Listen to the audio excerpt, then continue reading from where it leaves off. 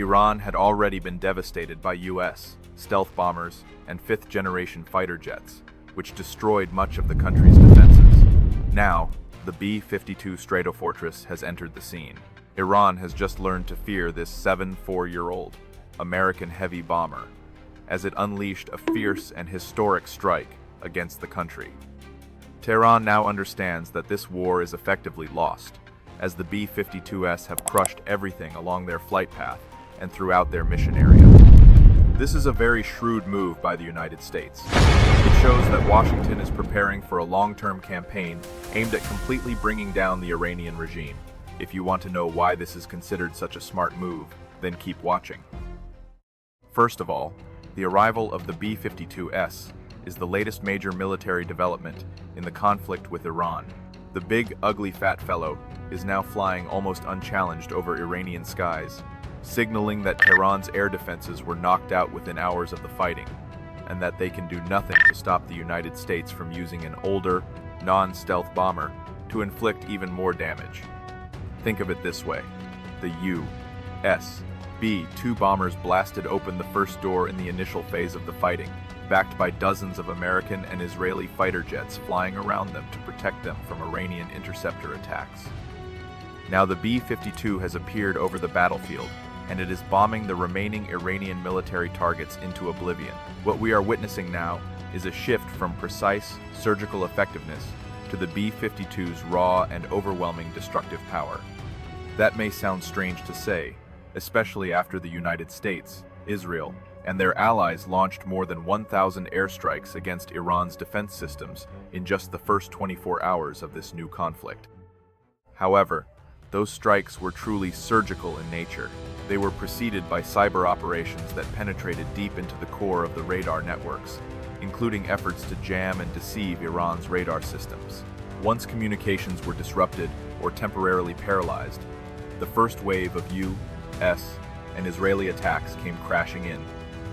The air defense systems were smashed. Naval and air assets were destroyed.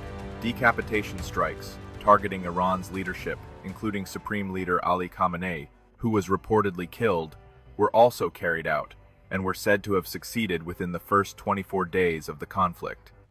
Those first 24 hours were a massive firestorm crashing across the skies of Iran, more precise than anything Tehran had ever imagined could happen. But what Iran never expected was that the United States was really only setting the table for something far bigger still to come. Once the surgery was over, America began hammering those wounds with sledge blow after sledge blow, and Iran could do nothing to stop it. Now, B-52 bombers have appeared across the skies of Iran. In just a moment, we'll tell you exactly what they are doing over Iranian airspace. But first, let's take a quick look at just how much power these newest arrivals to the battlefield are bringing.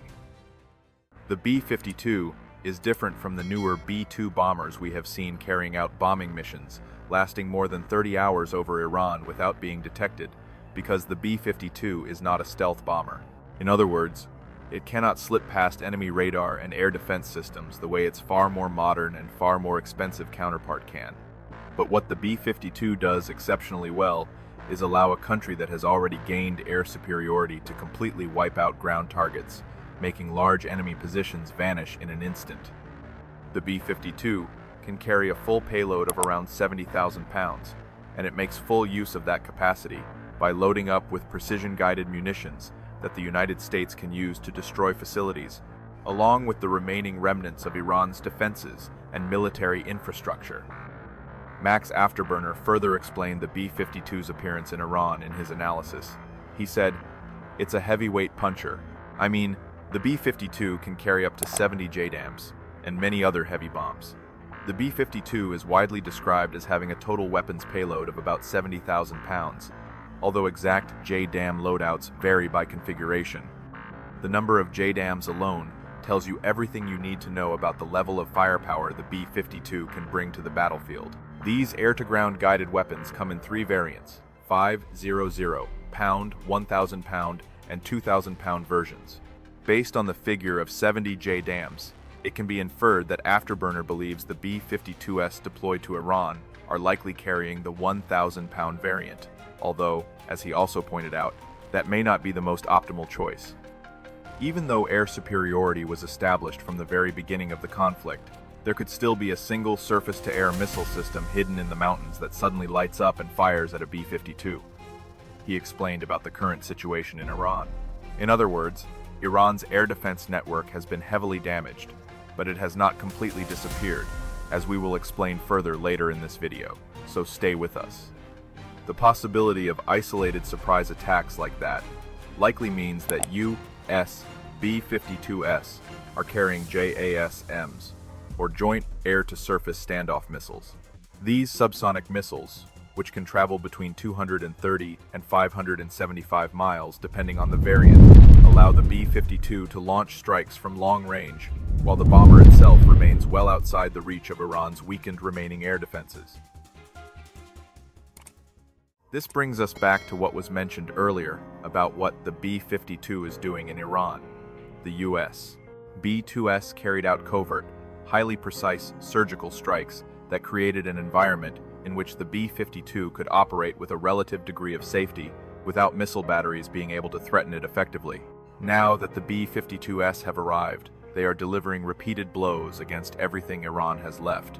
And at this point, according to Afterburner, the main targets of these aging bombers are command and control nodes, or C2, the central nerve centers that the rest of Iran's military relies on to coordinate its defenses. Iran's ability to coordinate is probably collapsing by the minute, just as the United States had anticipated, Afterburner explained, while discussing the targets that America's B-52s are striking in order to level those facilities. Their launchers become isolated as soon as one of those command nodes is completely taken out. Their reload speed is extremely slow, almost to the point of being unmanageable, while their production facilities had already been hit and heavily damaged earlier. And now, their recovery time is practically zero, or so limited that it hardly matters. In other words, the B-52s are being brought in to destroy the nodes that allow Iran to wield the last big stick it can still use to threaten the United States and its regional allies, ballistic missiles.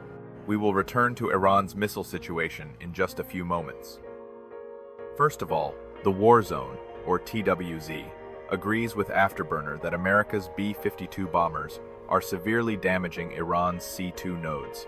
TWZ quoted Air Force General Dan Kane, who said that Iran's C2 structures are in very bad shape, and that part of the reason is the shift from precision strikes to overwhelming force. By as early as Day 4, CENTCOM had already begun shifting from large, carefully planned strike packages using standoff weapons to close-in precision airstrikes flown directly over Iran, throwing them into panic and leaving the system unable to react in time, Kane said. So, it may be more accurate to describe this new phase as a combination of precision and brute force. Either way, Iran is clearly feeling the destructive impact of the B-52s arrival because the results they are producing are enormous and devastating. The sheer number of airstrikes alone makes that clear. After the first wave of more than 1,000 strikes in the opening 24 hours, the United States, together with Israel, appears to have doubled the intensity of its air campaign.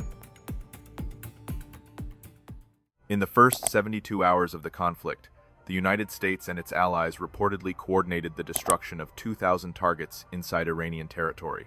The B-52s almost certainly played a major role in that escalation, launching standoff munitions at targets that were no longer adequately protected by Iran's air defense networks, which had already been weaker than they needed to be from the outset. PBS News reported that Iran's health ministry said 920 people had been killed as of March 4, although it remains unclear whether they were civilians or military personnel. Other estimates, such as figures shared by the Jerusalem Post, suggest that more than 1,000 members of Iran's Islamic Revolutionary Guard Corps were killed in the very first waves of attacks.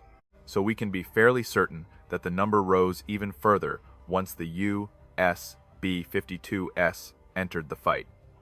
These losses are enormous for Iran. This is truly a force of destruction. However, the greatest impact of the arrival of the American bombers may ultimately be felt on the defensive front.